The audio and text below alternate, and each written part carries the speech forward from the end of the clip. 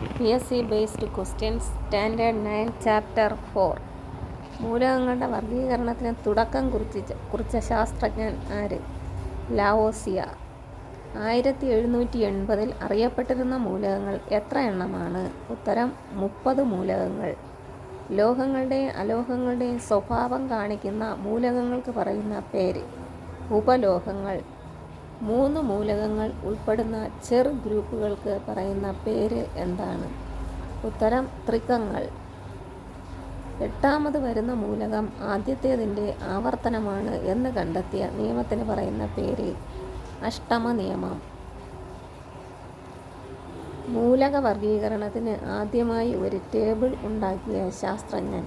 ഉത്തരം Dmitry ഇവാന്യോവിച്ച് Mendeleev.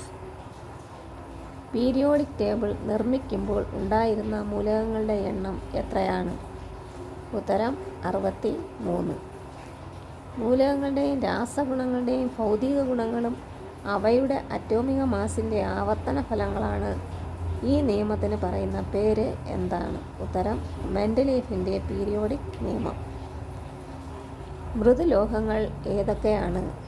ഉത്തരം sodium, potassium. Periodic ടേബിളിൽ കുത്തനെയുള്ള കോളങ്ങൾക്ക് പറയുന്ന പേര് എന്താണ്?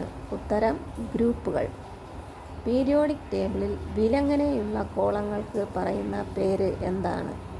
ഉത്തരം പീരിയഡ്. മൂലകങ്ങളുടെ രാസഗുണങ്ങളും ഭൗതിക ഗുണങ്ങളും അവയുടെ അറ്റോമിക നമ്പറിൻ്റെ ആവർത്തന ഫലങ്ങളാണ് ഈ നിയമത്തിന് പറയുന്ന പേര് എന്താണ്? ആധുനിക പീരിയോഡിക് നിയമം.